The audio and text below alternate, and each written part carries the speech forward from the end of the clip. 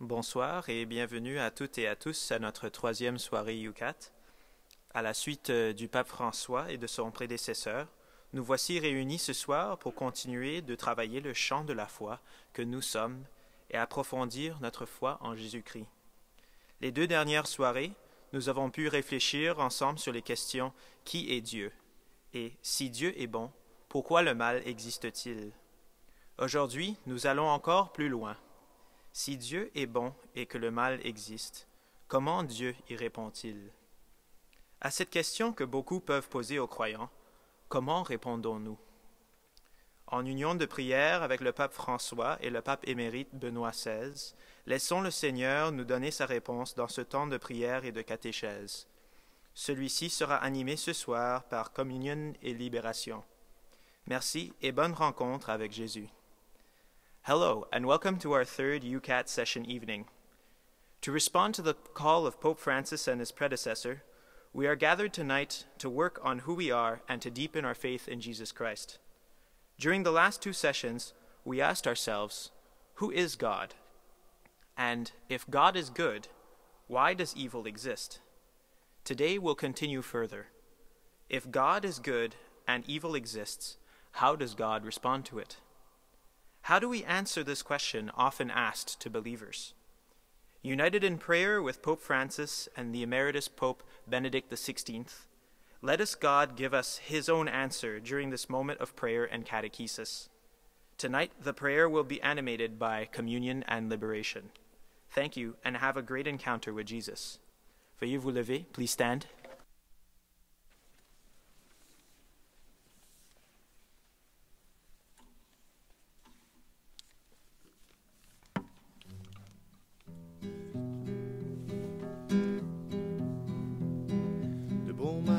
Je suis parti sur un cheval de l'écurie et dans ma bourse j'avais pris ce que le père y avait mis.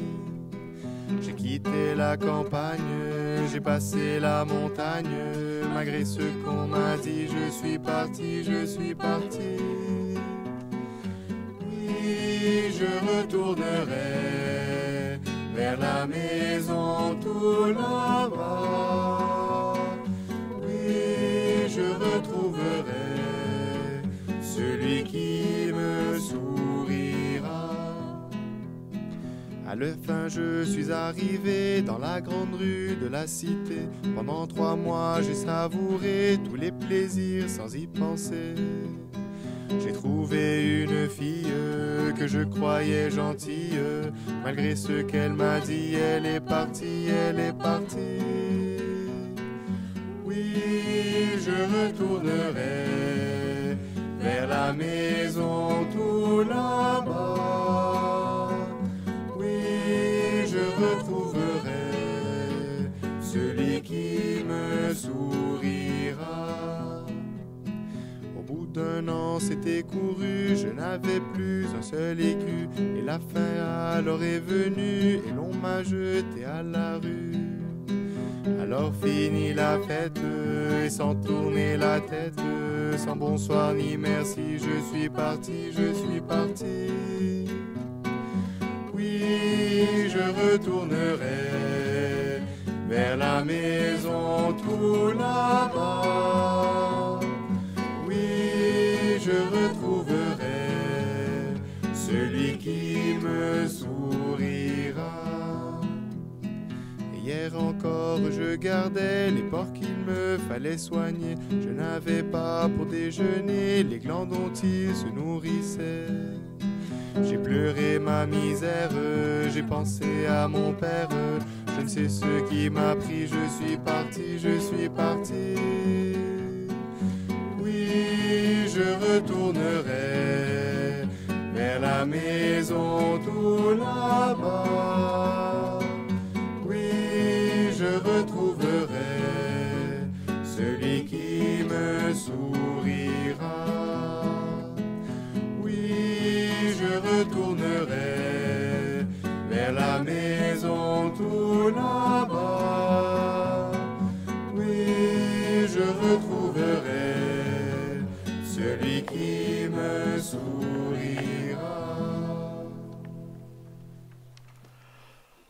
Au nom du Père et du Fils et du Saint-Esprit, frères et sœurs, nous nous retrouvons ce soir pour une troisième et avant-dernière session UCAT. Dimanche dernier, nous avons pu entendre un écho à notre réflexion passée sur l'existence du mal. Nous savons que le Seigneur ne le veut pas et nous exhorte à choisir le bien. Comme il est dit dans le livre du Lévitique, tu n'auras aucune pensée de haine contre ton frère. Tu aimeras ton prochain comme toi-même. Je suis le Seigneur.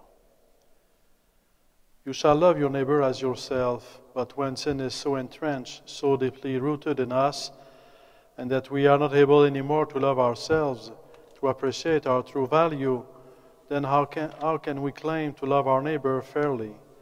That is why the Lord, who knows our weakness, did not let us struggling by ourselves and sent us a Savior, Jesus Christ our Lord. Tu aimeras ton prochain comme toi-même, mais quand le péché est si enraciné, si profond et en nous, et que l'on n'est plus en mesure de s'aimer, s'apprécier à sa juste valeur, comment peut-on alors prétendre aimer le prochain de manière juste? C'est pourquoi le Seigneur, qui connaît notre faiblesse, ne nous a pas laissé livrer à nous-mêmes et nous a envoyé un Sauveur, Jésus-Christ. Avec les mots du bienheureux cardinal John Henry Newman dans votre feuillet, ensemble, prions le Seigneur. Sois mon maître, Seigneur. Seigneur, viens m'instruire. J'ai besoin que chaque jour tu m'instruises. Donne-moi cette pureté de conscience qui seule peut recevoir et interpréter tes inspirations. My ears are dull so that I cannot hear thy voice. My eyes are dim, so that I cannot see thy taken. Thou alone canst quicken my hearing, and purge my sight, and cleanse and renew my heart. Teach me to sit at thy feet, and to hear thy word. Amen. Évangile de Jésus-Christ selon Saint Jean. Au commencement était le Verbe, et le Verbe était en Dieu, et le Verbe était Dieu. Il était au commencement en Dieu, tout par lui a été fait, et sans lui rien n'a été fait, rien de ce qui existe. En lui était la vie, et la vie était la lumière des hommes. Et la lumière, lui, dans les ténèbres, et les ténèbres ne l'ont point reçue. La lumière, la vraie, celle qui éclaire tout homme, venait dans le monde. Et le Verbe était dans le monde, et le monde par lui a été fait, et le monde ne l'a pas connu. Il vint chez lui, et les siens ne l'ont pas reçu. Mais quant à tous ceux qui l'ont reçu, il leur a donné le pouvoir de devenir enfants de Dieu, à ceux qui croient en son nom, qui n'ont du sang, ni de la volonté de la chair, ni de la volonté de l'homme, mais de Dieu sont nés. And the Word became flesh and lived among us, and we have seen his glory, the glory as of the Father's only Son, full of grace and truth.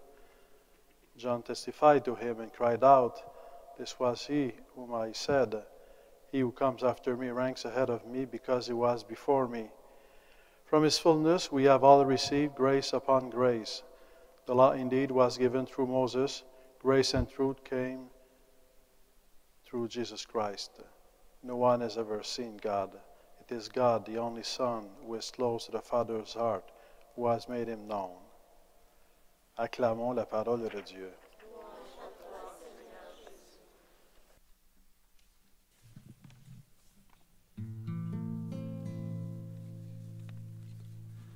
Oh, si tu savais combien je t'aime, tu retournerais Jérusalem, et le poids de tes péchés eux-mêmes te ramènerait Jérusalem. Nous ne sommes pas meilleurs que nos pères, les enfants d'Israël. Nous ne sommes pas meilleurs que nos pères, nous sommes bien pareils. Oui, nous avons péché et nous avons triché. Nous avons tout gâché et nous t'avons lâché. Nous ne sommes pas meilleurs que nos pères, les enfants d'Israël. si tu savais combien je t'aime, tu retournerais Jérusalem, et le poids de tes péchés eux-mêmes te ramènerait Jérusalem. Nous ne sommes pas meilleurs que Saint-Pierre lorsque le coq chantait. Nous ne sommes pas meilleurs que Saint-Pierre, mais lui en pleurait. Oui, nous t'avons banni, et nous t'avons trahi, et nous avons rougi d'être de tes amis. Nous ne sommes pas meilleurs que Saint-Pierre lorsque le coq chantait. Oh, si tu savais combien je t'aime, tu retournerais Jérusalem, et le poids de tes péchés eux-mêmes te ramènerait Jérusalem. Nous ne sommes pas meilleurs que les autres malgré nos prétentions. Nous ne sommes pas meilleurs que les autres bien que nous le croyons. Mais pourtant quand tu veux, il passe dans nos yeux une lueur de feu, et c'est un jour à Dieu. Et nous sommes alors plus proches des autres malgré nos divisions. Et nous sommes alors plus proches des autres et nous te retrouvions. Oh, si tu savais combien je t'aime, tu retournerais Jérusalem, et le poids de tes péchés eux-mêmes te ramènerait Jérusalem. Quelle est la première chose qu'un être humain expérimente? Quelle est la première expérience de notre vie? Je dirais, aussi loin qu'on peut se souvenir, mais on ne peut pas s'en souvenir. On était trop petits, on était trop jeunes. On naissait dans le monde. Et pourtant, j'ose dire que c'est l'expérience la plus importante de notre vie. C'est une expérience fondatrice. Qu'est-ce qui arrive lorsqu'on naît? Il y a le visage de nos parents, le visage de notre mère, le visage de notre père, qui se penche vers nous et qui nous dit « Il est bon que tu existes. Je suis heureux que tu existes. » Ce moment est un moment fondateur, fondamental, fondateur pour toute notre vie. Parce qu'on est, en vivant l'expérience que quelqu'un nous dit, la bonté de notre existence. Et nos parents le prouvent, cette affirmation de la bonté de notre existence. Ils la prouvent en se dévouant pour nous. Et tout ce temps où nos parents se dévouent pour nous sont des moments fondateurs pour toute notre vie. Ça nous accompagne toute notre vie. Quelqu'un dans notre vie nous a dit « Il est bon que tu existes ». C'est ainsi que notre vie a commencé et c'est seulement qu'ainsi qu'elle peut continuer. Sans quelqu'un qui nous dit « Il est bon que tu existes », la vie est insupportable. Très difficile de continuer. Donc, nos parents nous disent, il est bon que tu existes, et nous naissons et nous grandissons dans un foyer. On sait qu'il y a des problèmes dans le monde, mais on sait que nos parents s'occupent de nous. Et ça nous suffit. Il y a des problèmes, mais nos parents vont s'en occuper. Et ça nous suffit. Le fait qu'il y ait des problèmes ne nous ébranle pas. Parce qu'on sait que nos parents s'occupent de nous. Il est bon, notre existence est bonne et nos parents s'occupent de nous et ça nous suffit. Vient le temps de l'adolescence où on sort de la maison, pour ainsi dire. On veut découvrir le monde. Et on découvre avec un nouveau regard la souffrance qu'il y a dans le monde, la misère, l'injustice. Et notre confiance est un peu comme ébranlée. Dans la famille, comme enfant, on a fait l'expérience de la bonté de l'existence et de la présence de parents qui fait que, quoi que ce soit qui arrive, ils sont là pour nous. Mais on arrive et on découvre le monde et quelque part, on est ébranlé par la souffrance, par l'injustice. Ce qu'on a vécu comme enfant continue de nous habiter. Et justement, si on peut dire, je veux travailler à corriger les injustices dans le monde ou je veux consacrer ma vie à rendre le monde meilleur, c'est parce qu'on est porté par notre enfance. Si notre enfance n'avait été que, je ne dirais, noirceur, sans lumière, on serait dans la déprime, pour ne pas dire plus, devant la souffrance dans le monde. Mais parce que notre enfance a été portée par l'amour, on peut, en regardant, en rencontrant la souffrance dans le monde ou les injustices, penser en termes, qu'est-ce que je peux faire pour qu'il y ait davantage de beauté dans le monde, davantage de justice, davantage de paix, davantage de vérité. Parce qu'on est porté par cette expérience fondamentale. Il est bon que tu existes, et s'il est bon que j'existe, ça veut dire que l'existence est un bien. Il est bon pour tous d'exister. L'existence est un bien pour tous. Il est bon que ce monde existe.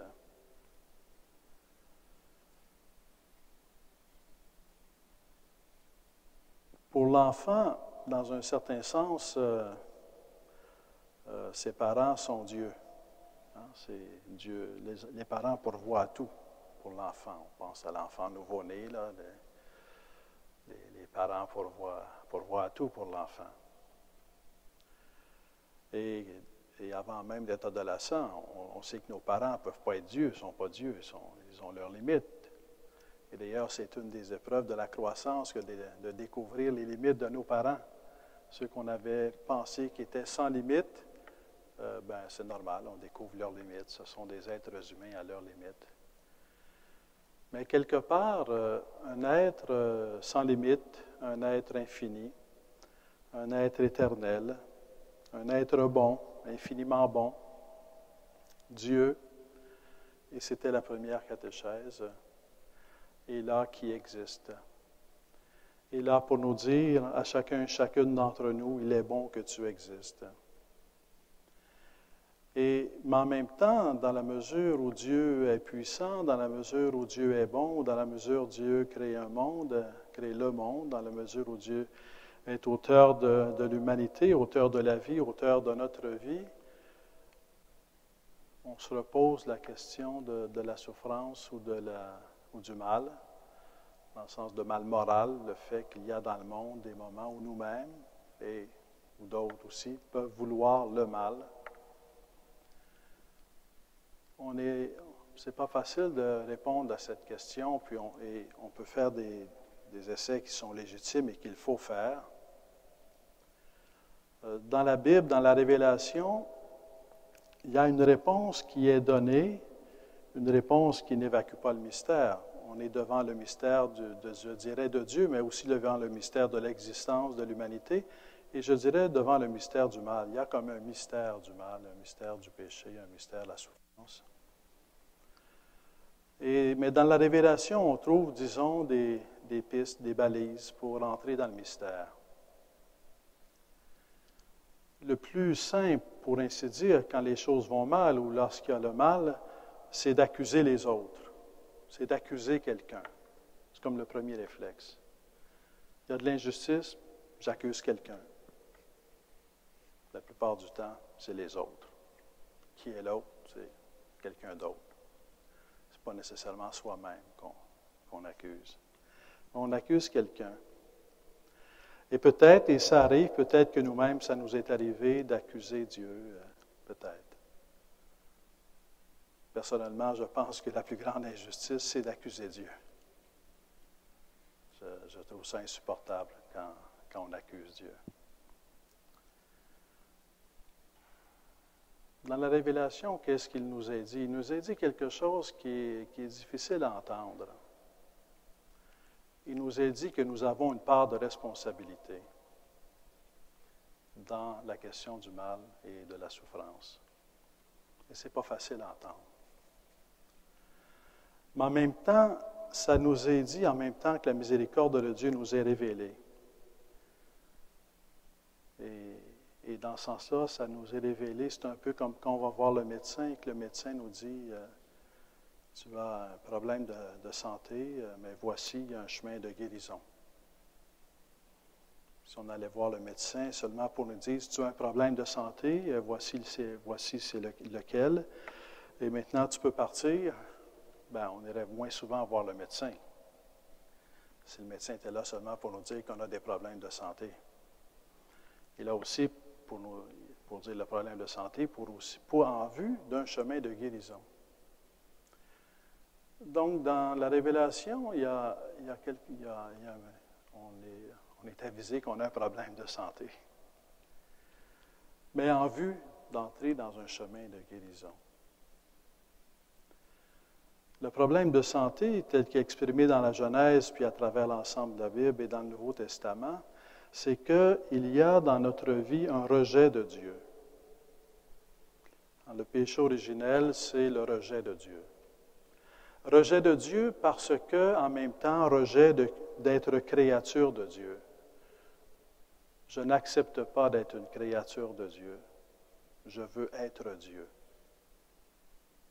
Et c'est le rejet de Dieu. C'est ce que Satan dit à Adam et Ève. Mangez de l'arbre de la connaissance et du mal, et vous serez comme des dieux. Vous serez Dieu. Vous êtes des dieux. Et pour exprimer que vous êtes des dieux et pour signifier que vous êtes des dieux, mangez de l'arbre de la connaissance du bien et du mal. Qu'est-ce que c'est l'arbre de la connaissance du bien et du mal? C'est arrogez-vous le pouvoir de décider de ce qui est bien et mal. Décider de ce qui est bien et mal, c'est un pouvoir divin. Et s'arroger le pouvoir de décider de ce qui est bien et de ce qui est mal, c'est s'arroger un pouvoir divin, c'est vouloir être Dieu. Et cette responsabilité d'être humain que nous avons, parce que nous sommes tous, c'est le sens du péché originel, nous sommes tous solidaires dans ce péché, nous sommes tous solidaires comme humanité et blessés par le péché originel. Et dans ce péché originel, nous perdons l'harmonie avec Dieu. C'est un moment de rejet de Dieu.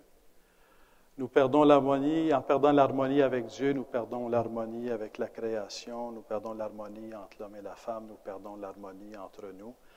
La première conséquence du péché originel, c'est l'homme tue son frère. Rejeter Dieu, perdre l'harmonie avec Dieu, c'est finalement introduire une perte d'harmonie, une dissonance dans l'ensemble de la création, jusqu'en nous-mêmes, l'harmonie corps et âme.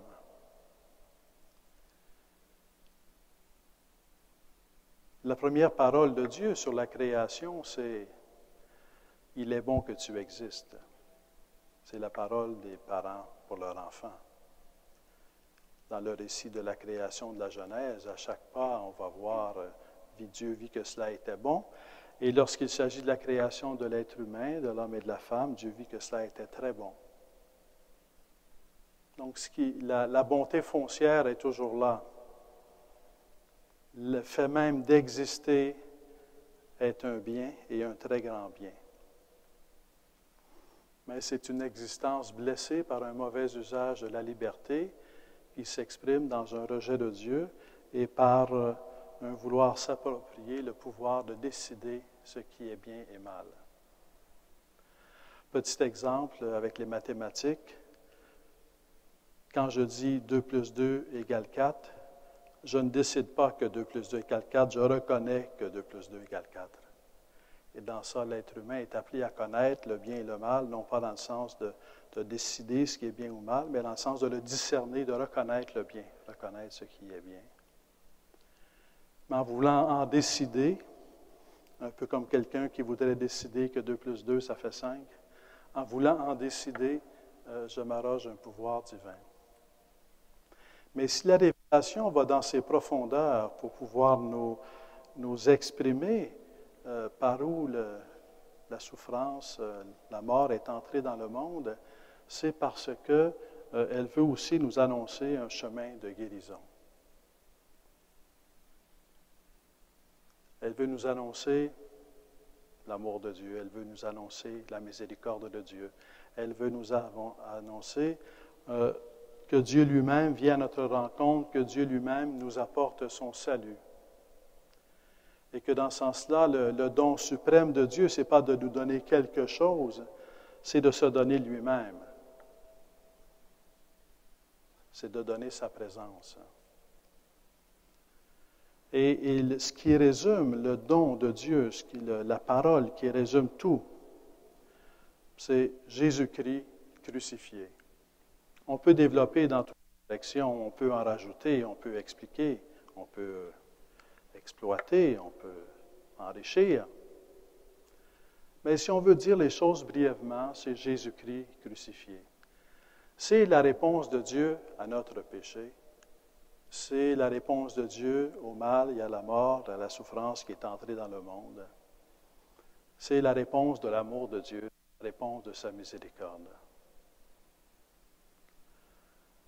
The mercy of God expresses itself by God giving Himself to the cross. On the cross, He bears our sins, our sufferings, our death. Jesus Christ crucified is really the center of the God of love for us, the center that gives meaning to our own life, the center that communicates to us that our existence is good because He dies on the cross. Jesus Christ dies on the cross, loving us. So it's an expression of His love for us. And when you give your life for someone, you see that this person, that person, the one you give your life for, is very important to you. That's why you give your life for that person.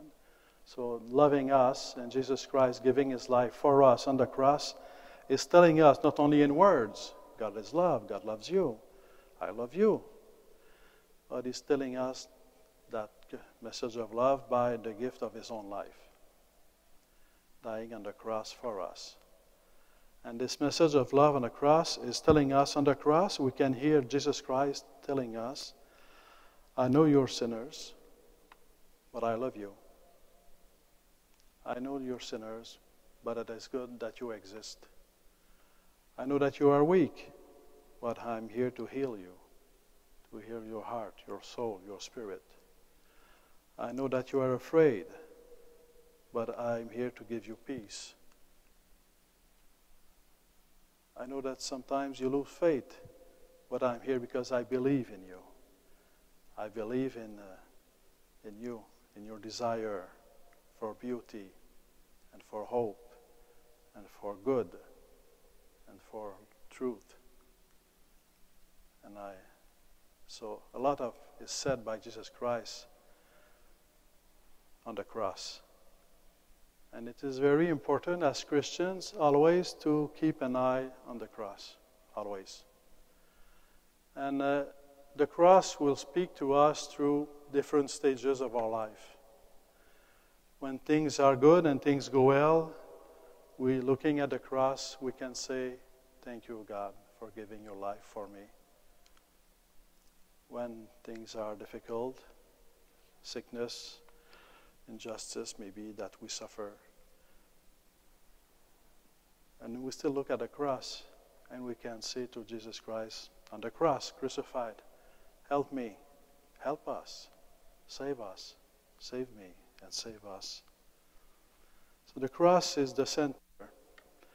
And a Christian life is always discovering more and more how the cross is at the center. And that's why I'm not speaking now of the resurrection. I speak about the resurrection.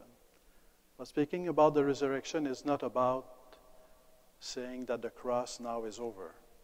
The center is always the cross. Because the summit of the revelation of the love of God is the cross.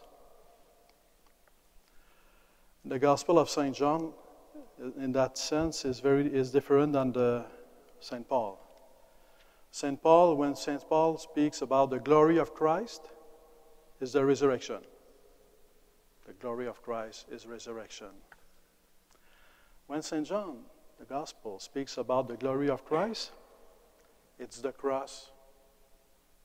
It's the cross. Here a few words from St. John. John 12, verse 32 and 33.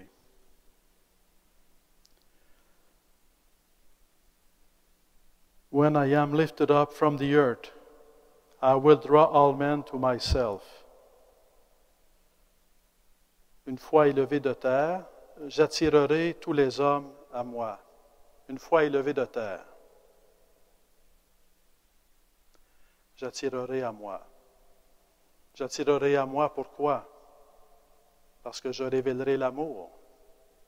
Une fois élevé de terre, je révélerai l'amour et j'attirerai à moi parce que c'est l'amour qui attire.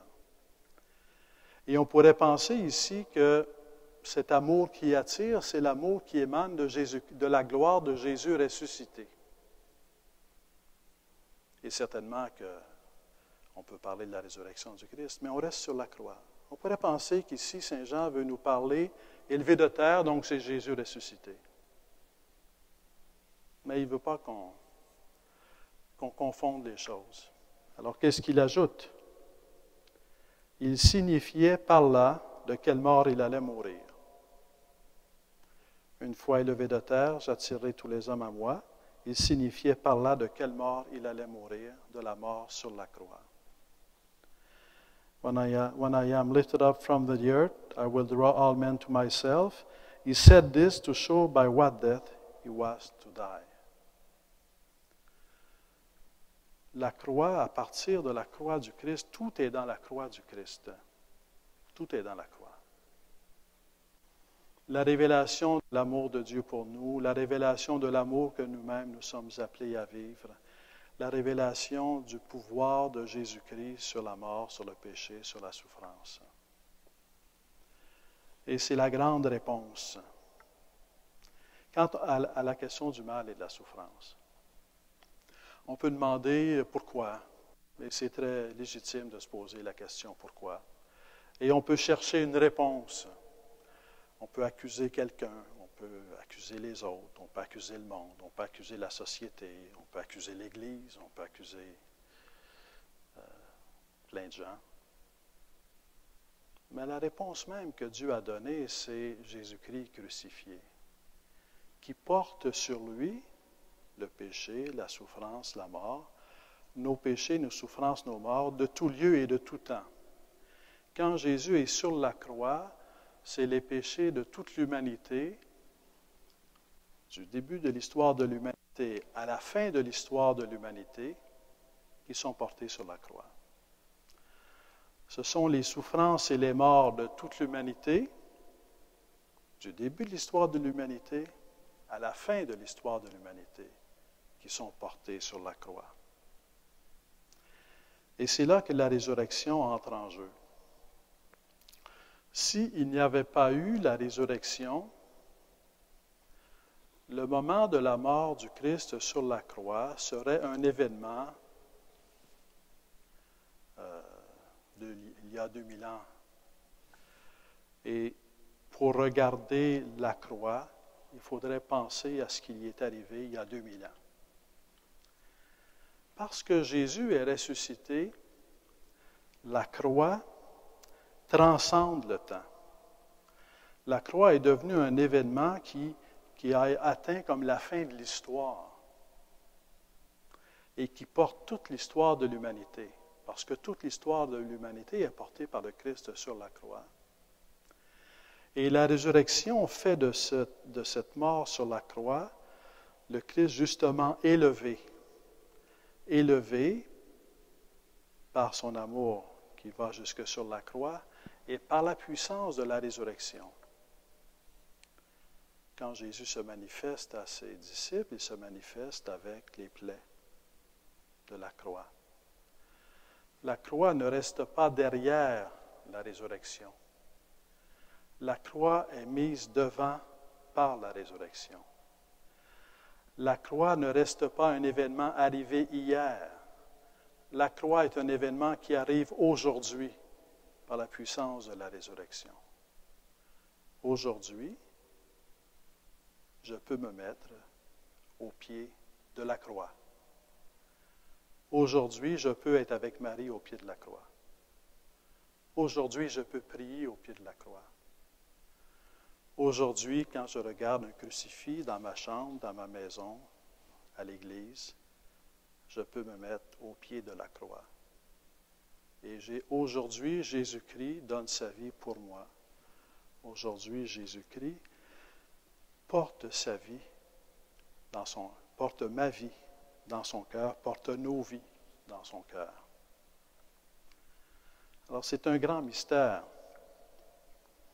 Et je dirais, on en saura un peu plus au ciel. Mais le centre, c'est la croix. Et la résurrection, donc, ne vient pas comme mettre de côté la croix. Elle vient accomplir la présence de la croix au centre de l'histoire. The power of resurrection is not to make the cross disappear, but it's to accomplish the presence of the cross in our life and for the life of everyone all through history. The one who died before Christ is loved by Christ on the cross. The one who died after Christ is loved by Christ on the cross. And Jesus Christ, no human being, human persons can do that. It's an act of God. It's related to the power of God, not only to His love, but to His divinity, His divine power as God. By the incarnation, unites human nature. Our human nature unites our human nature to Himself. And by uniting human nature to Himself, He gets close to every human being. Even before the death of Jesus Christ on the cross, the mere fact of the incarnation makes Jesus Christ nearer to each one of us than we are to ourselves. Closer to us than we are close to ourselves. Because He intimately united with our human nature, and as such, our human nature becomes the language and the instrument that He uses to communicate His love to us. And exposing Himself with a human nature that becomes His body, my body. This is my body given up for you. Well, He gives it for every one of us, for everyone in the history. So Jesus Christ crucified, the Word incarnate, Jesus Christ crucified, is really at the center of our personal life as a center of history. And as such, there's an expression of Jesus Christ yesterday, today, and forever. because it is Jesus Christ incarnate, crucified, and resurrected. If there was no resurrection, it would have meant that death in the end has the last word. Because love was there, but in the end it was death all the same. But resurrection, the cross is already a victory over sin and suffering and death, because sin, suffering and death, they didn't impede Jesus Christ to love us and to confide in His Father. La croix, c'est déjà une victoire. Satan est vaincu sur la croix, le péché est vaincu sur la croix, la mort est vaincue sur la croix, la souffrance est vaincue sur la croix par le seul fait que Jésus-Christ a continué d'aimer à travers le poids de nos péchés, de nos souffrances et de nos morts. Et de s'en remettre à son Père. Entre tes mains, je remets mon esprit. Pardonne-leur car ils ne savent ce qu'ils font. Donc, le péché, la souffrance et la mort, la croix, n'a pas pu empêcher Jésus-Christ d'aimer jusqu'au bout. C'est une première victoire sur la croix. La deuxième victoire de Jésus-Christ, c'est dans sa résurrection. Parce que la résurrection, c'est que la mort n'a pas dernier le mot. La vie de Dieu est plus forte que la mort. La vie de Dieu est plus forte que nos péchés et que nos souffrances, parce que c'est la vie qui a le dernier mot. Donc, c'est comme une double victoire. La croix est déjà une victoire, et bien sûr, la résurrection est aussi une victoire qui vient comme renchérir, accomplir la victoire qui est déjà présente sur la croix. Non seulement la croix n'a pas pu empêcher Jésus-Christ d'aimer jusqu'au bout, mais la croix n'a pas pu empêcher la vie de ressusciter. Alors, c'est la réponse de Jésus-Christ. Mais c'est une réponse, c'est pas une réponse philosophique. C'est une réponse par le don de sa vie. Et sur laquelle on peut réfléchir et faire de la philosophie. Mais c'est une réponse événementielle. C'est un événement. Dieu a répondu par un événement, par Jésus-Christ crucifié et ressuscité. Est-ce que c'est une réponse seulement parce qu'on sait que Jésus-Christ est crucifié et ressuscité? Est-ce que c'est une réponse seulement parce qu'on sait qu'on croit en Jésus-Christ crucifié et ressuscité? C'est beaucoup plus que cela. C'est une réponse parce que Jésus-Christ crucifié et ressuscité est avec nous. It is an answer of God. Jesus Christ crucified and resurrected is the answer from God. As an He answered by an event, giving Himself on the cross, and by the power of the resurrection. But it's not only about believing in Christ crucified and resurrected. It's the foundation, it's the center. But this foundation and this center and this faith leads to knowing that Jesus Christ crucified and resurrected is present in our life. Is present in the history of the world and is present in the history of our own personal life. And in that sense, it's the most complete answer that we can receive. When we suffer, we can open our heart to Jesus Christ crucified and resurrected, so that He'll be with us, to help us, strengthen us, pacify us, guide us. As a family can pray to Jesus Christ and receive the peace of Christ and the love of Christ and the wisdom of Christ. As a church, we're called to turn towards Christ and to open our hearts and souls and spirits to Jesus Christ. I would say as a world, as a society, we need Jesus Christ. because we're human beings who receive life from God and who are called to eternal life. And we need Jesus Christ. We need the doctor, Jesus Christ. We have heals. We have wounds. We have wounds. But we need the great healer, Savior. So the answer of God is more than a theoretical answer. You could write a 1,000-page book to explain the sin, suffering, and death. And for a minute it can satisfy you. But the moment you're in pain, it doesn't do the work. But if you believe in Jesus Christ, you know He's there with you. You know you're not alone. And it makes all the difference in the world.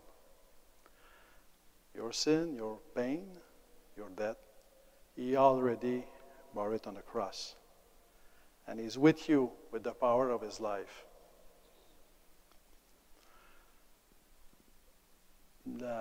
Regarder la croix, c'est offrir notre vie en union à Jésus-Christ crucifié. Dans un premier temps, on pourrait penser que la résurrection, c'est ce qui nous attend à la fin de nos jours ou à la fin de l'histoire de l'humanité. La vie éternelle, on l'espère à la fin de nos jours, et la résurrection à la fin de l'histoire de l'humanité. Mais la participation à la croix du Christ que l'on peut faire aujourd'hui en offrant notre vie à Jésus-Christ crucifié, en offrant nos propres souffrances et nos péchés, en sacrement du pardon, mais en priant aussi pour la souffrance qu'il y a dans le monde, pour les autres, en présentant ces douleurs à Jésus-Christ sur la croix, est accompagné d'une participation à sa résurrection maintenant.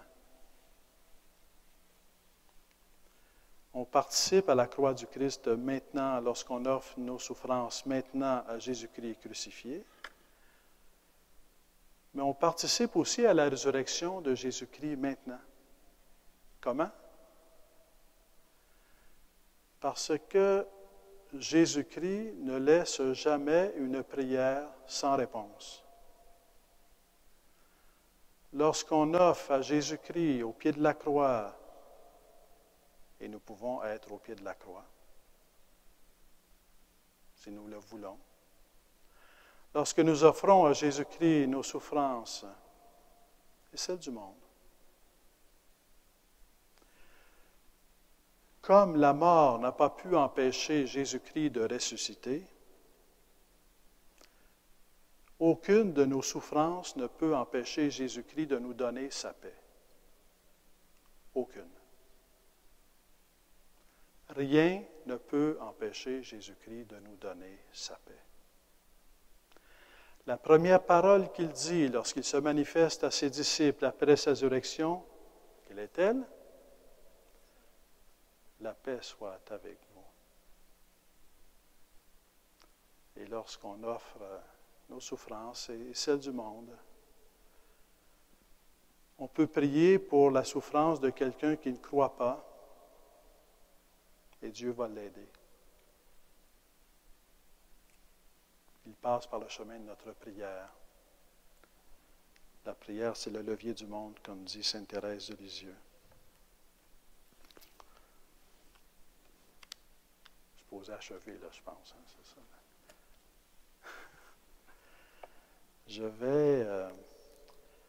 Je vais lire avec vous la kénose de Philippiens. Livre aux Philippiens, vous allez le reconnaître, là. Kénose, c'est un mot savant qui veut dire anéantissement.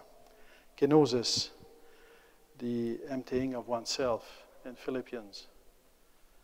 So it condenses together Jesus Christ crucified and resurrected for us. So for Him to be with us. Ayez entre vous les mêmes sentiments qui sont dans le Christ Jésus. Donc, Philippiens, chapitre 2, versets 5 à 11. Lui, de condition divine, ne retient pas jalousement le rang qui l'égalait à Dieu, mais il s'anéantit lui-même, prenant condition d'esclave et devenant semblable aux hommes. S'étant comporté comme un homme, il s'humilia plus encore, obéissant jusqu'à la mort et à la mort sur une croix.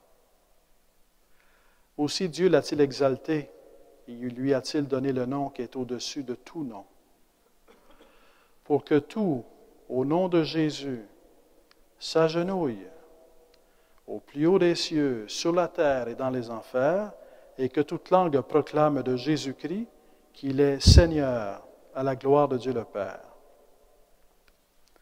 Have this mind among yourselves, which is yours in Christ Jesus, who, though he was in the form of God, did not count equality with God a thing to be grasped, but emptied himself, taking the form of a servant, being born in the likeness of man. And being found in human form, he humbled himself and became obedient unto death, even death on a cross. Therefore God has highly exalted him and bestowed on him the name which is above every name, that at the name of Jesus every knee should bow in heaven and on earth and under the earth, and every tongue confess that Jesus Christ is Lord, to the glory of God the Father. Dans cet hymne aux Philippiens, c'est un peu comme l'antidote du péché originel. Le péché originel, c'est l'orgueil, c'est refuser d'être une créature de Dieu, rejeter Dieu, parce qu'il me fait penser que je suis une créature de Dieu, que je ne suis pas Dieu. Alors ici, le Fils qui est Dieu, en venant dans le monde, vit comme s'il n'était pas Dieu. Lui, de condition divine, il est Dieu. Il ne retient pas jalousement le rang qui l'égalait à Dieu, il s'anéantit. Il s'anéantit non seulement dans le sens qu'il vient assumer une nature humaine, donc lui qui est Dieu infini, éternel, habiter un lieu de l'espace et du temps sur une petite planète, dans une petite région, dans un petit moment de l'histoire. Mais en plus, il se présente comme un homme qui est là pour servir et donner sa vie. Il n'est pas là pour dominer, il n'est pas là pour la gloire humaine, il est là pour servir et donner sa vie. Et il est là pour obéir à son Père, c'est l'acte de l'humilité, de l'humble serviteur de Dieu. Il est là pour obéir à son Père jusqu'à la mort sur la croix. Ce qu'Adam et Ève ont refusé, l'obéissance à Dieu, parce qu'ils voulaient être comme Dieu, le Fils qui est Dieu ne l'a pas refusé à son Père. Il est venu dans le monde pour vivre l'obéissance au Père, parce que nous, on n'est pas capable de la vivre. On n'est pas capable. On a peur. Et on n'est pas capable. Et dans ce sens-là, en communiant à Jésus-Christ crucifié et ressuscité, on reçoit de lui le don de l'obéissance à Dieu, le don de la confiance au Père, le don de l'obéissance de l'humble, de créature de Dieu, le don du chemin, de l'humble obéissance envers Dieu, de chercher humblement à marcher sur les chemins de Dieu, sur les voies de Dieu. Et c'est pour ça, et on peut dire de Jésus-Christ qu'il est la personne, une personne divine. Et lui seul pouvait l'être. Mais qu'il est plus humble que tout être humain de toute l'histoire de l'humanité. Et c'est Dieu même qui est le plus humble. Et au ciel, en rencontrant Dieu, nous rencontrons quelqu'un qui est plus humble que nous. Et nous serons étonnés de l'humilité de Dieu. Nous serons étonnés jusqu'à quel point Dieu est humble. Nous serons étonnés de l'humilité du Fils. J'ai souvent médité sur la question de l'humilité de Jésus. L'Évangile de Saint Jean s'y prête beaucoup. Il y a plein de passages là. Les autres évangiles aussi. Et ce qui m'a, à un moment donné, comme ébahi, c'est de penser au Père qui aime l'humilité de son Fils. Le Père éternel aime l'humilité de son Fils. Le plus humble vis-à-vis le Père, c'est le Fils éternel, c'est Jésus-Christ incarné. Il n'y a personne de plus humble que lui. Et dans ce sens-là, donc, cet hymne aux Philippiens qui nous rappelle, s'anéantit lui-même, prenant condition d'esclave, obéissant jusqu'à la mort sur la croix, exalté, résurrection, mais est comme l'antidote du péché originel. Fait que contempler Jésus-Christ crucifié, to contemplate Jesus Christ crucified, is also to contemplate the humility of the Son, who lives in obedience to the Father, which we cannot do. We're not able to obey God. But being disciples of Jesus Christ, we learn to obey. We learn obedience by looking at the obedience of Jesus Christ, by contemplating the obedience of Jesus Christ, by contemplating the humility of Jesus Christ towards his Father, and by receiving Jesus Christ crucified and resurrected in our heart, we receive his obedience. We receive, he makes us the gift of his capacity to obey the Father in a trusting relationship, in a trusting love. Alors donc, quelle est la réponse de Dieu? En un mot, Jésus-Christ crucifié. Jesus Christ crucified, and you have all of a lifetime to meditate on Jesus Christ crucified and resurrected. Thank you. Donc, on serait rendu à la période de questions. Il nous reste combien de temps? OK. Vous savez qu'est-ce qu'on dit, c'est que quand les gens n'ont pas de questions, ça peut vouloir dire qu'ils n'ont rien compris. Alors, mais c'est correct parce qu'on est toujours en train de parler du mystère. Et si ça peut vous consoler, saint Augustin disait, si vous n'avez rien compris quelque chose, c'est parce que vous n'avez rien compris. Alors, voilà.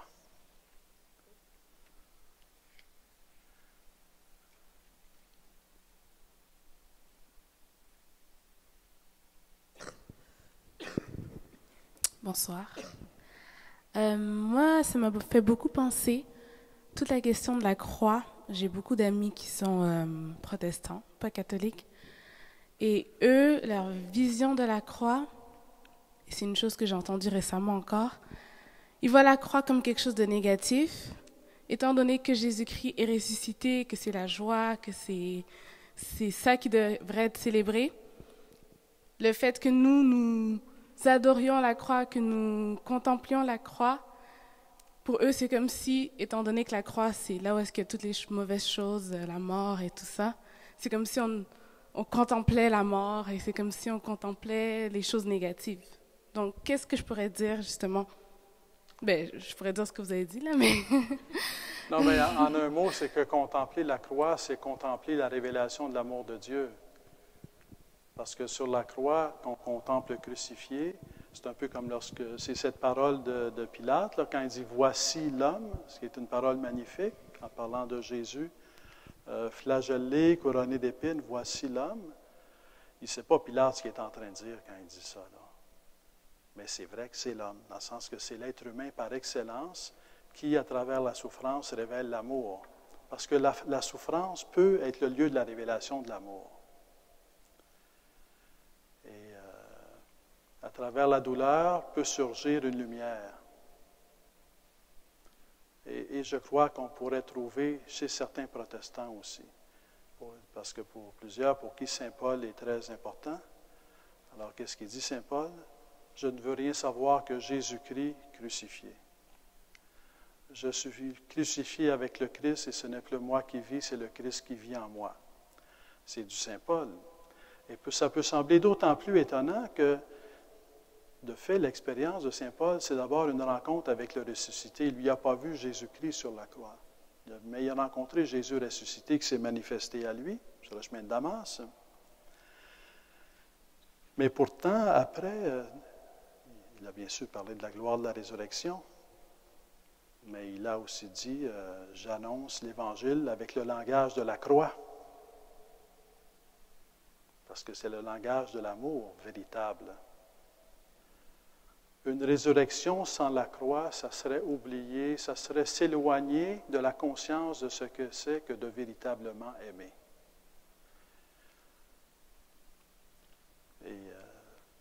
Mais c'est les deux ensemble, la croix et la résurrection. Il n'y a pas de croix sans résurrection, mais il n'y a pas de résurrection sans croix non plus.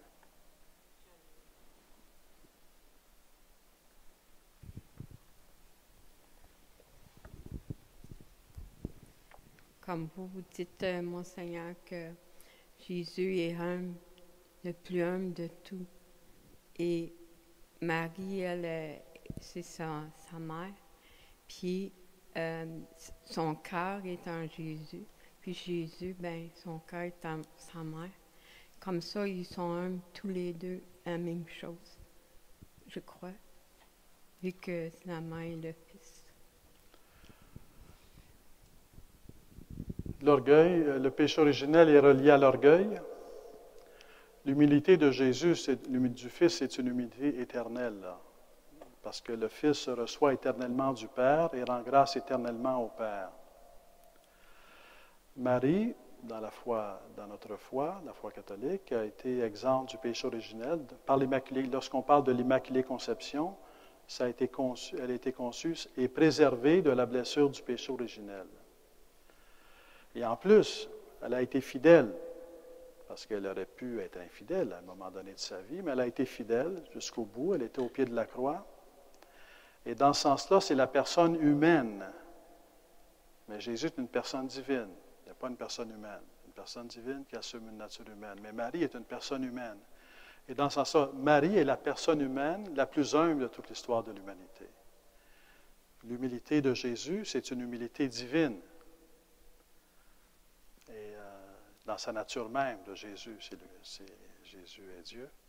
Alors l'humilité de Marie est un don, un don qu'elle a reçu de Dieu, mais auquel elle a été fidèle.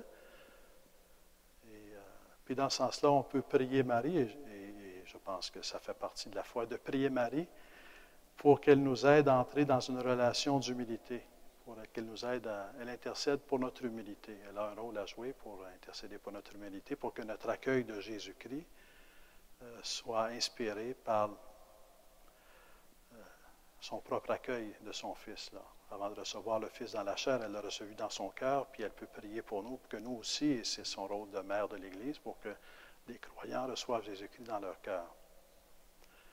Mais l'humilité fondamentale, si on veut, c'est l'humilité qui est en Dieu, comme l'amour fondamental, c'est l'amour qui est en Dieu, et qui donne source à l'amour et à l'humilité. D'autres questions?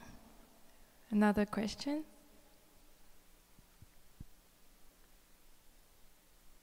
Non?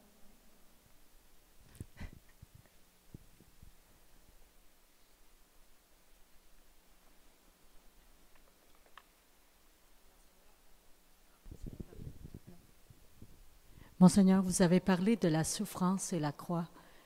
Et je me demande quel message on peut donner à nos jeunes aujourd'hui et peut-être aussi notre société qui a tellement comme une allergie à la souffrance. Et comment pas avoir peur de la souffrance à laquelle on fait face dans notre quotidien. Disons, une question qui peut se poser, c'est pas seulement que la question de la souffrance. C'est pas seulement par rapport à une vie sans souffrance, par rapport à une vie où il y aurait de la souffrance. L'enjeu il est beaucoup plus grand que cela. C'est par rapport à notre vocation à l'amour. Quel est l'impact de la souffrance sur la vocation à l'amour? La souffrance est un couteau à deux tranchants. C'est un couteau qui peut nous éloigner de l'amour, comme il peut nous en rapprocher. Alors, et dans ce sens-là, c'est la question ultime de l'impact de la souffrance dans notre vie. Alors, par exemple, si j'ai été injustement blessé, par quelqu'un, ou rejeté, ou quelqu'un a détruit ma réputation, ou quelqu'un m'a fait du tort, ou quelqu'un...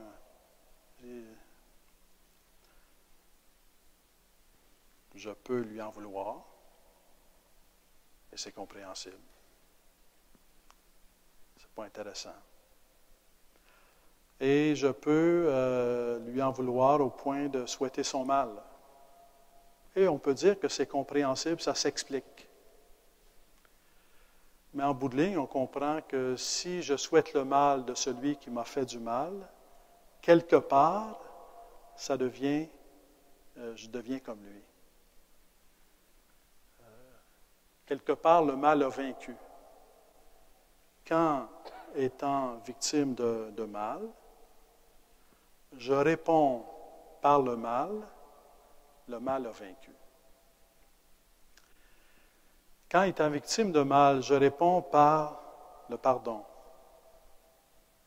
à la limite, ça peut être incompréhensible. Et on peut dire impossible sans la grâce de Dieu. Mais Jésus-Christ nous offre ça. Jésus-Christ nous dit, si tu ne veux pas être vaincu par le mal, ouvre ton cœur, puis je vais t'aider. Et tu vas vaincre le mal. Tu vas vaincre le mal parce que l'amour va être vainqueur en toi. Et donc, aimez vos ennemis, priez pour ceux qui vous persécutent. Si on prend la question de la maladie, qui est aussi une forme de souffrance, c'est différent, mais une souffrance. On peut être abattu par la maladie, on peut se replier sur soi par la maladie, on peut ne plus vouloir sortir parce qu'on est malade, et c'est compréhensible. On peut même en arriver au point de ne plus être sensible au fait que l'autre aussi à côté de moi peut être malade, que l'autre aussi à côté de moi peut être dans l'épreuve. Et ça peut être compréhensible. Et ça l'est certainement, et c'est compréhensible. Mais ce que Jésus-Christ m'offre, Jésus-Christ crucifié et ressuscité, ce qu'il m'offre, c'est toi qui es malade, toi qui souffres, je vais t'aider à vaincre ta souffrance et ta maladie, pour qu'à travers ta souffrance et ta maladie, ton amour grandisse. Et l'amour qui grandit à travers la souffrance et la maladie, c'est l'amour qui est plus fort que la souffrance et que la maladie. Alors c'est un pouvoir divin. Et Jésus-Christ nous offre ça, de transformer nos vies pour que l'amour grandisse. La réponse de Jésus-Christ, disons, on ne voit pas tout, on n'est pas Dieu, puis il y a des choses qu'il faut laisser à Dieu. Puis on lui fait confiance, si on veut. Il y a des souffrances que l'on voit personnellement dans nos vies, dans la vie des autres, mais je pense qu'il y en a qu'on ne voit, que Dieu n'a pas permis. Pourquoi est-ce qu'il y en a qui sont permises? Pourquoi il n'y en a pas qui ne sont pas permises? On va laisser Dieu être Dieu. Mais sa réponse, c'est de dire, Jésus-Christ crucifié et ressuscité, je viens frapper à la porte de ton cœur, moi près de toi, toi près de moi, et je vais te communiquer ma victoire. La victoire, la mort de Jésus-Christ sur la croix est déjà une victoire parce que la mort de Jésus-Christ sur la croix, avec tout ce que ça implique, n'a pas empêché Jésus-Christ d'aimer jusqu'au bout, de nous aimer. Donc, Jésus-Christ a souffert en aimant, il est mort en aimant. Et il nous offre la possibilité, si nous voulons, de transformer nos cœurs pour qu'à travers la souffrance, il y ait l'amour. Et que nous vainquions la souffrance. Et toute l'histoire de l'Église, c'est une histoire d'hommes et de femmes, qu'on pense aux communautés religieuses, qu'on pense à tous les gens qui se sont engagés dans le bénévolat, qu'on pense à tous les chrétiens innombrables qui se sont engagés dans la solidarité pour se faire proche de ceux qui souffrent ou qui eux-mêmes ont souffert, mais qui ont surmonté pour se rapprocher de ceux qui souffrent. Alors il y a et on a tous je suis certain qu'on a tous des exemples d'avoir été, je le dis souvent, là, d'avoir voulu réconforter quelqu'un qui souffrait, puis on découvre que c'est lui qui nous réconforte parce qu'il traverse avec amour cette souffrance-là. Je pense à une religieuse qui m'a dit qu'elle avait plus de joie mais, au moment où elle était dans sa vie qu'elle n'en avait jamais eu, et depuis 5 ans, elle était comme sous l'ombre du cancer. Mais l'amour a grandi dans son cœur et dans sa vie. Alors, la vocation la plus profonde de notre être, c'est une vocation à l'amour, à la vie, mais aussi à l'amour. Et dans ce sens-là, l'enjeu, ce n'est pas d'avoir une vie confortable ou non, c'est d'avoir une vie remplie d'amour ou non. Voilà. Merci beaucoup. Merci, Monseigneur.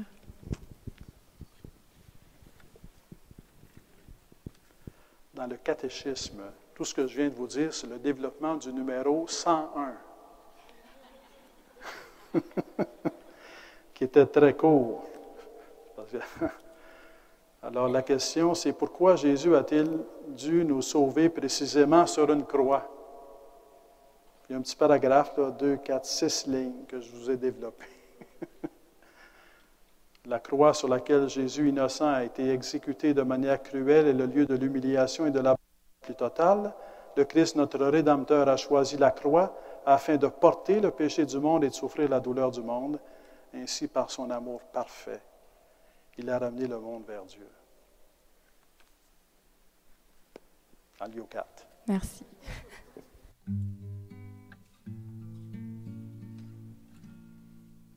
In the morning when I rise, in the morning when I rise, in the morning when I rise, give me Jesus, give me Jesus. Give me Jesus, you can have all the world, but give me Jesus.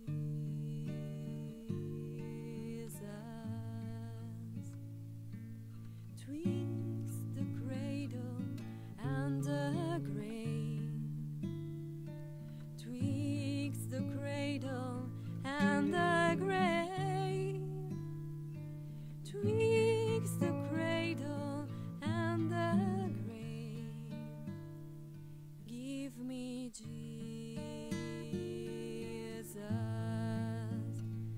give me Jesus, give me Jesus.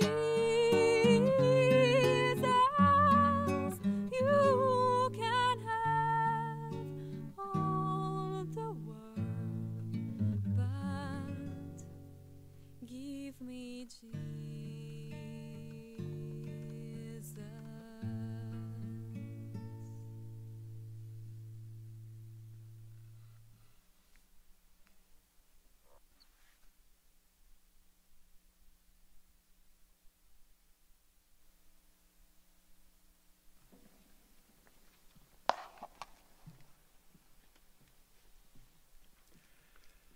Père bien-aimé, tu nous as envoyé Jésus-Christ, la lumière de l'humanité, pour éclairer nos cœurs. Hear, O Father, the prayer of your children, for themselves and for the world. Amen. Nous répondrons, Seigneur, écoute-nous.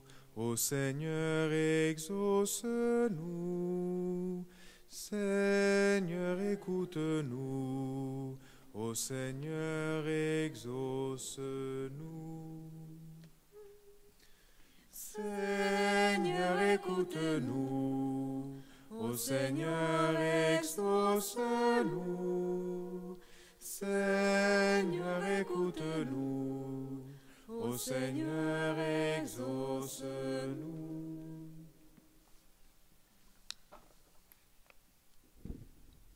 Seigneur, pour le pape François, afin qu'il puisse poursuivre son ministère avec la même vigueur avec laquelle, afin qu'il continue à être un témoin de l'amour de Dieu auprès de ceux qui ont le plus besoin d'être accompagnés.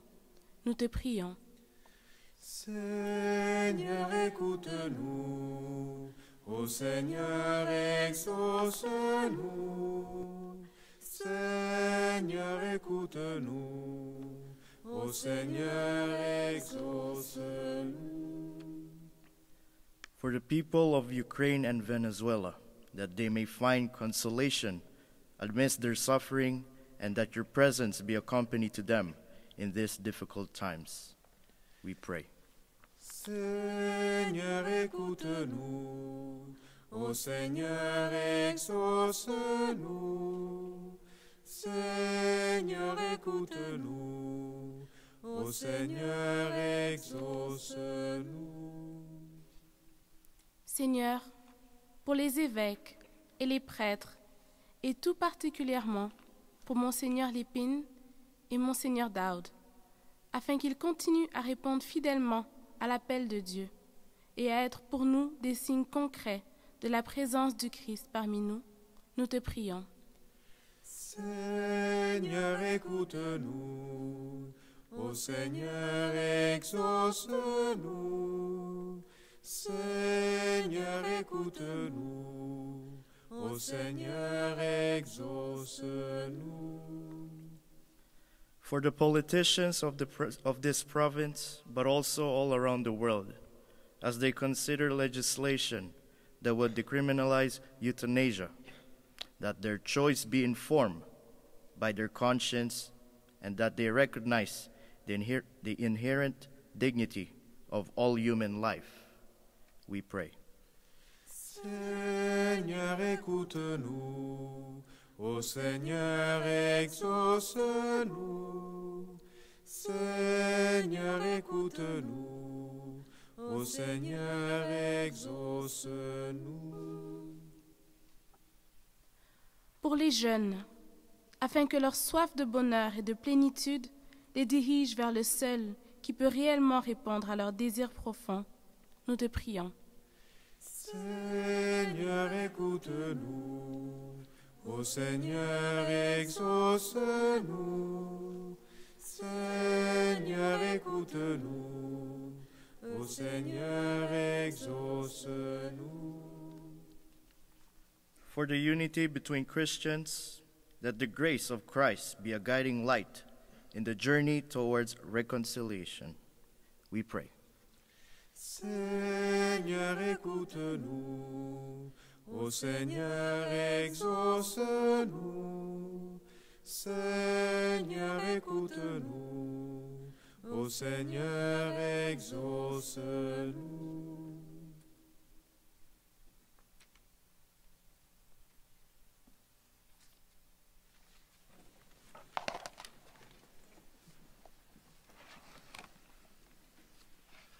In our own language, Notre Père qui es aux cieux, que ton nom soit sanctifié, que ton règne vienne, que ta volonté soit faite sur la terre comme au ciel.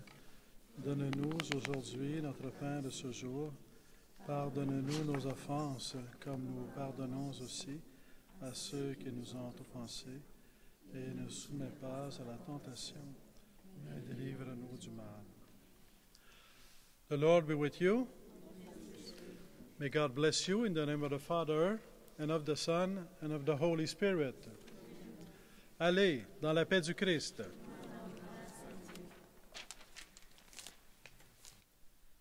Were you there when they crucified my Lord? Were you there when they crucified my Lord?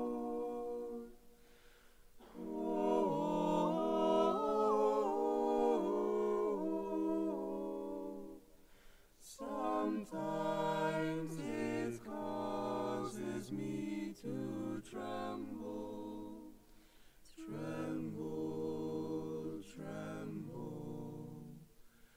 Were you there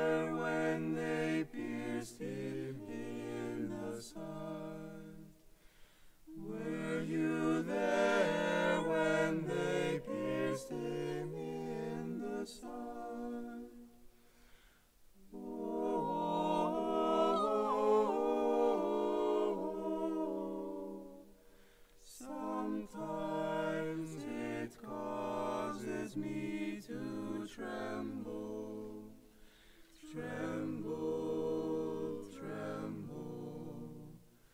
Were you there when they pierced it in the side? Were you there when the sun refused to shine? Were you there when the sun refused to shine? Oh,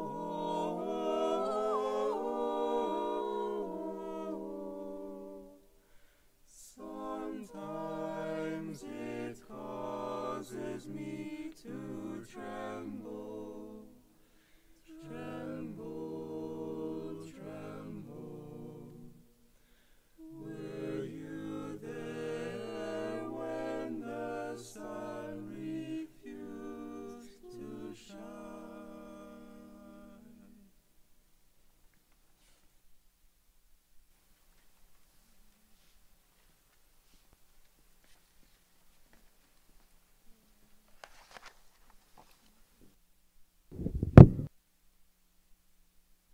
Alors, merci à Communion et Libération pour l'animation ce soir.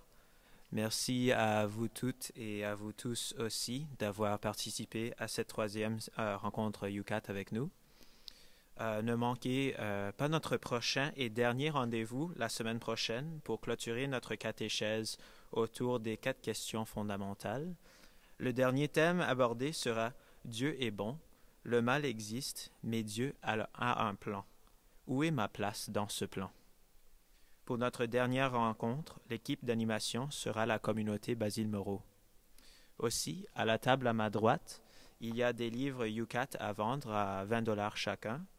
Il y a aussi des feuillets qui restent pour cet événement. Donc, si vous souhaitez inviter vos amis à la prochaine session, vous pouvez emmener ces feuillets. Thank you to Communion and Liberation for the animation of tonight. Thank you to you all for participating in this third UCAT session. We will soon finish our catechesis about the 4 fundamental questions. Do not miss our next and last meeting next week about the theme, God is good, there is evil, but God has a plan. Where is my place in this plan? For our last session, the animation team will be the Basile Moreau community. So there are UCAT books on sale for $20 each at the table at my right. And also there will be information banners which you can pick up if you want to invite your friends to the final session. Thank you and have a good night. Merci et bonsoir.